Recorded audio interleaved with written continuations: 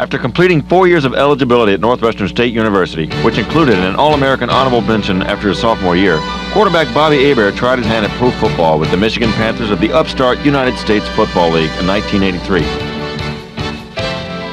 Bobby, a third-round draft pick, won the starting quarterback job before the season and began the season as the #1 signal caller. Hebert and the Panthers got off to a rocky start in the first-year league, going 1-4 out of the gate. But Hebert led a high-powered offense, which included receivers Anthony Carter and Derek Holloway, to an 11-2 mark down the stretch. In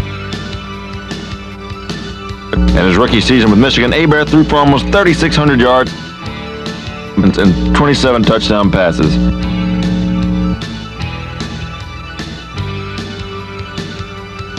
Hebert finished off the '83 season by leading his young club into Denver for the league's first championship game against Jim Mora and the Philadelphia Stars.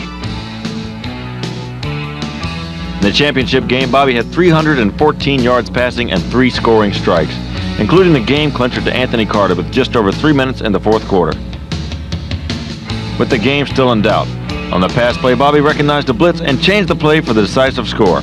Hebert's passes led the Panthers to a 24-22 victory over the Stars. Hebert's gutsy performance made him the obvious choice for the game's most valuable player, the league's highest-rated passer, and the inaugural season MVP. Hebert's best accomplishment of 1983 may not have come on the field. Bobby took advantage of a clause in his contract that allowed him to return to NSU to receive his degree. During his time in the USFL, Hebert had 3 playoff appearances as well as 2 trips to the Spring League's title game. The second trip came in 1985, also against Jim Mora and the Stars. In 1986, Hebert and Mora crossed paths for a third time, this time on the same sideline with the New Orleans Saints of the National Football League. In '87, Hebert led the Saints to a 12-3 record. It was not only the best mark in franchise history, but it was also the first winning season in the team's history, and marked the first time the Saints made the NFL postseason. In 1991, Hebert returned to the Saints lineup after a year off. Bobby came back with a vengeance as the Cajun Cannon quarterbacked the Saints to their first ever NFC West championship. From '87 to '92, Hebert led the Saints to 19 straight wins against AFC opponents. In 1993, Bobby went marching out of Saints uniform and into the nest of the arch-rival Atlanta Falcons. In the second game of that season, Hebert replaced an ineffective Chris Miller as starting quarterback for the Falcons. One of the highlights of the season for Bobby was a victory over his old team on the floor of the Superdome. Hebert was under center in all but one of the Atlanta victories that year, including wins over Dallas and San Francisco.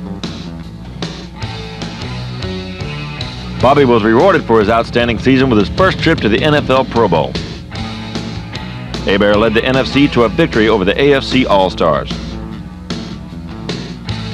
Hebert ended his illustrious career after the 1996 season, 33,775 yards to go along with his 218 touchdowns.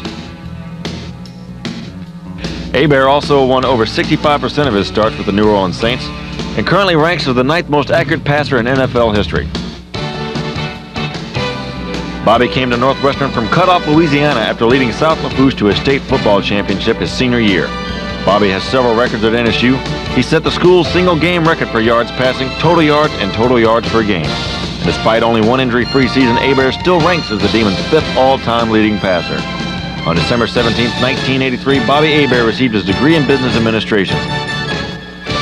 Hebert later made Teresa his wife, and today they are the parents of 4 children.